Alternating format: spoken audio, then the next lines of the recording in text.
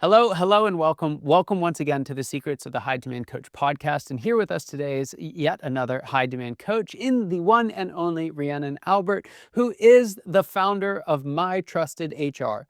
It offers fractional and interim HR leadership to businesses across the US. And with over 23 years of HR experience and dual certifications, SHRM-CP and HRCI-PHR, Rhiannon specializes in guiding CEOs and CFOs and business owners in strengthening their HR functions, managing risk, and fostering company culture. As a trusted advisor to leaders, she mentors HR teams, helping them to elevate from reactive to strategic. She's here with us today. Rhiannon, welcome to the show. I'm so excited to have you here. One of the big challenges that I've found catches so many founders off guard, I know that it happened to me when I was running my business, is that, and it only happens when we're successful, but it's like you build a multi-million-dollar business and you feel like you should be thrilled about it. But instead, it's overwhelming. Like there are so many things that come with that success. And one of those challenges, I believe, whether or not the founder knows it, is something that you call the HR leadership gap. So tell us, what is it and how can someone listening know if it's happening to them? Yeah. So the HR leadership gap is just that situation that happens when the HR strategy and the leadership of the organization aren't in alignment. So there's maybe conflict about, well, that doesn't feel too risky to me. I think we go for it. And then people on the other side are having a struggle with that. Um, you know, it's kind of like parenting, you have to be on the same page, Mm. have to be in agreement about how we're gonna do things, how we're gonna move forward, and that's really the biggest piece is how are we gonna move forward? Are we going to go ahead and enjoy a little risk and take our chances? Or are we going to put safety first? Or are we going to make sure that we're doing this the right way so that people, key players, stakeholders aren't compromised? Yeah. So one of the things that I've seen happen is you create success early on in most categories, right, within the business world by saying yes to things and then just figuring out how to do it, right? I mean, it's like, and I would say like a lot of founders don't even see that as being risky, but it's crazy risky most of the time. Like we have no idea how we're going to do it, but we're going to do it. And we get away with it. But at some point that catches up with you, right? There's interest to be paid on that, and so we go out, and usually during that we call it the fun stage, but there's not a whole lot of HR happening formally, right? It's happening all the time, but it's not formal. Right. And we realize, okay, maybe that's not my strong suit as a founder. I don't understand half of these HR laws. I don't want to understand them. Let me just go out and get someone else to deal with it. What happens when we fail to integrate that someone else, right? Where we treat it like a side issue. How do we actually integrate that person into our decision making? Great question. Um, I would say the best way is to really see them as a partner. Um, it's just like a bookkeeper or, a CFO. You want them to be using their expertise, utilizing all of that knowledge that they're geared for, but also be a partner so that you guys can serve as a sounding board to one another. And, I think when I see it done right, um, executives are utilizing me for a lot more than what you would initially think. They'd say like, "Hey, can I pick your brain on this? Let's kind of process my thinking on X, Y, and Z." And then I can bring up, "Hey, that's great," or "This piece is illegal. But how about we try it this way?" Right. And, you know, there's a strategy to running your business, right? just like there's an HR strategy and a financial strategy and a security strategy. So utilizing them as a partner, not seeing it as a separate silo, but letting them be a part of the key decisions that you're making and how you're moving forward. Yeah. I love that because one of the distinctions in there, that you're speaking to is sometimes folks who are very technical or just very good at what they do, or aren't kind of as used to the entrepreneurial mindset can be very fixed, right? Like they're good at saying no. But what you just kind of spoke to is okay, we can't do that, but here's something that we can do, right? What is the path to yes? And I think that's just such an essential piece. When you're going out and finding someone to help you like this, a partner helps you find a path to yes, right? They don't just say no. Now, there's times when a no is appropriate, but I love that you bring that nuance and that clarity because I think it's really, really important from a partner standpoint. Now, a lot of the founders listening, so much of this feels like it's like way down in the weeds. They want to go after big ideas. They don't want to get stuck doing this. We're in like the danger of Toby Flenderson zone, right, from The Office. So do your clients, after working with you, is it that they come to love HR? Do they just tolerate it? Is it a necessary evil? Like, what's a good, healthy relationship for a founder with HR? Good question. I fight the notion of Toby all the time.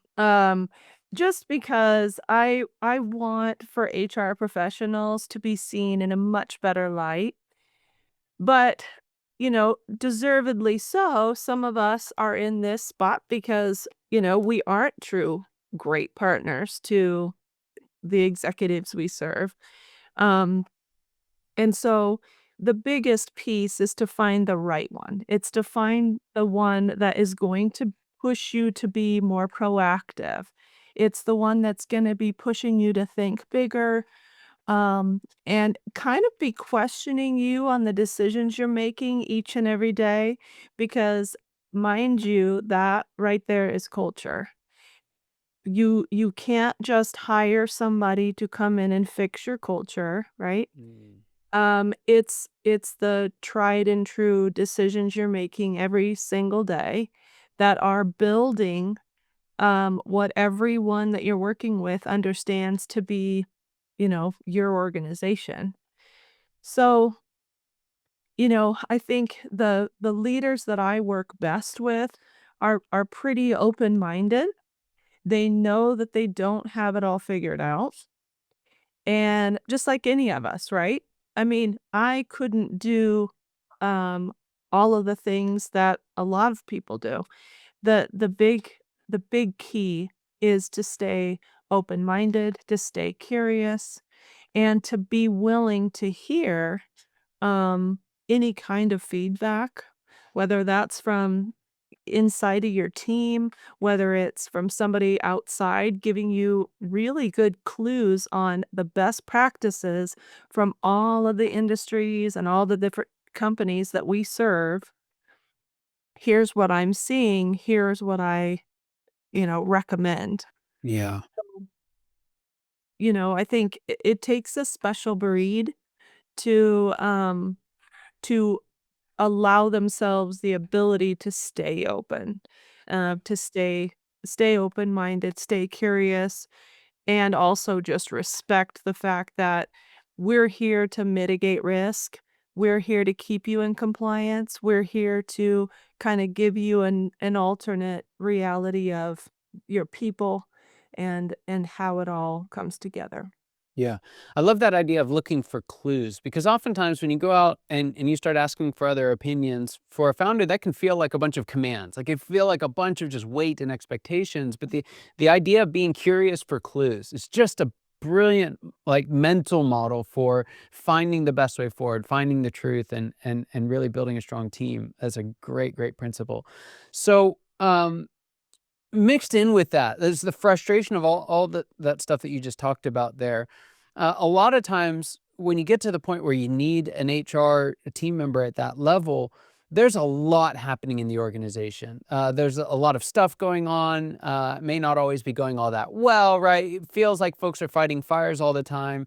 And you've mentioned thinking bigger several times, which most folks listening at face value wouldn't really think that's something that they have a problem with, right? But at this stage, we tend to get so narrow focused that it doesn't feel like there's actually room for vision anymore. That's a really hard place for founders to be. So how from a position of HR leadership, how do you help founders break through this wall and be able to think and dream bigger again? You know, it's one of my favorite parts about getting to work with because they're typically visionaries, they're typically the sky is the limit thinkers. And it's one of my favorite things because it isn't that isn't how I think. And so it's kind of nice to be able to serve as the yin and yang to one another. Mm, Um And the the great part about it is that, um, I the f my probably my favorite thing about being a business owner and doing this for the last 6 years is that, I get to partner with leaders who I know this isn't their skill set. I know this is not what they wanna be doing. This feels like they're getting pulled into the weeds like you mentioned earlier.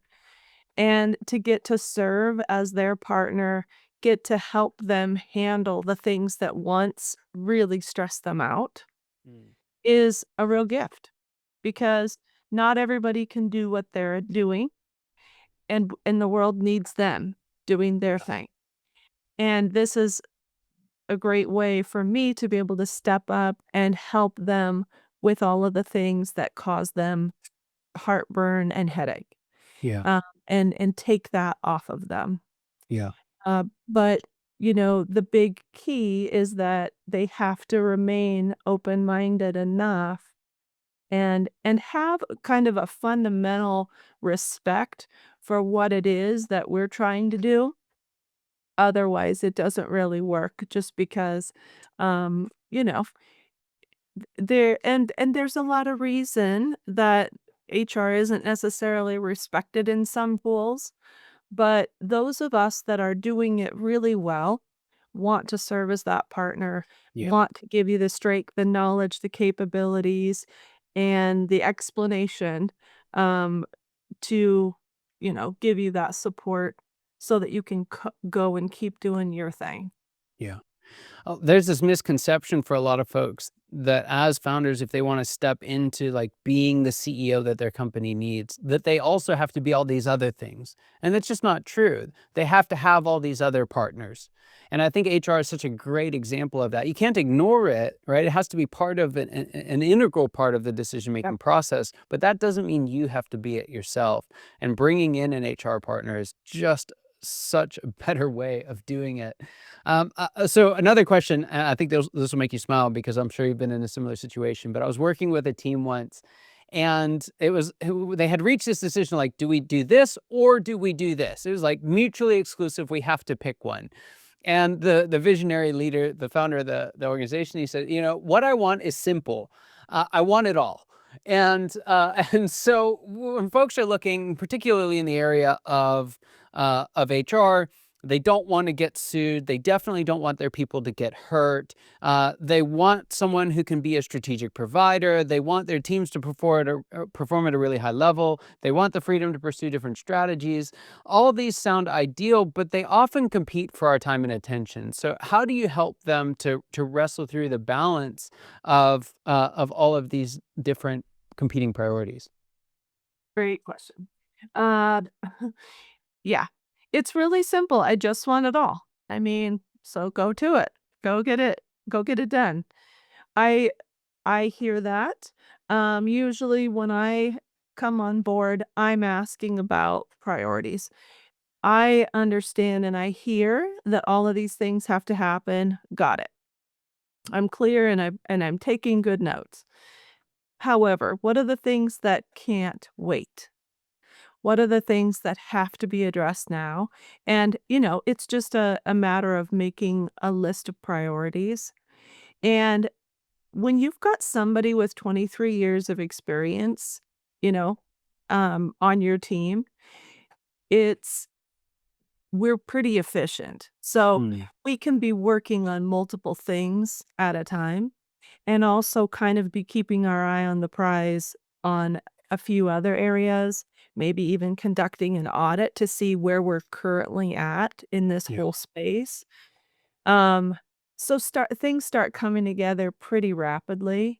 Mm, Uh, the big thing is just like anybody who's great at something, right?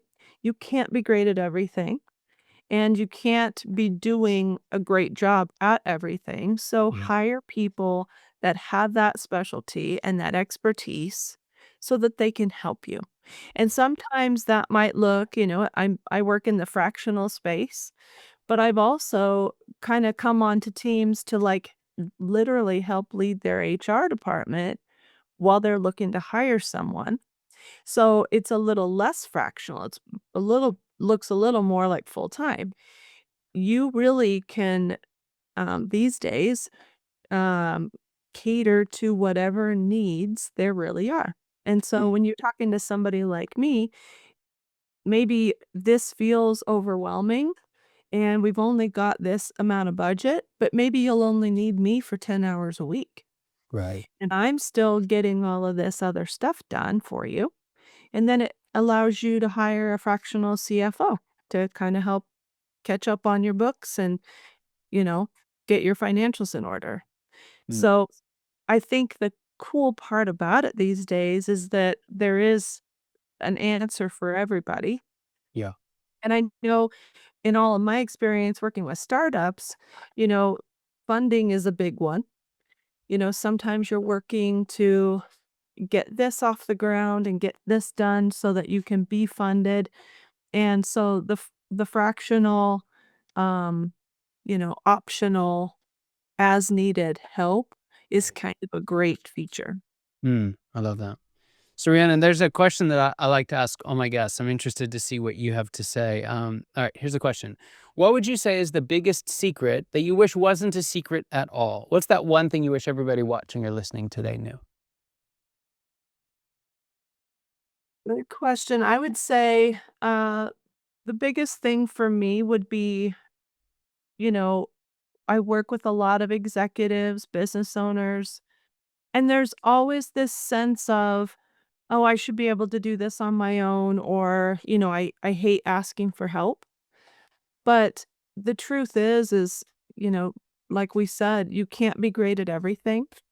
And hire when you don't know how to do something, it is better to have that piece covered on your team Mm, and to hire for that specialty than to not have it at all. So, I'd encourage you to, really be honest with yourself. How good would that feel to have a true partner, a trusted partner that I could turn to with all of my people, performance, risk related questions? mm, I love that. It's so much easier than it has been in the past, and the fractional piece is such a big part of that.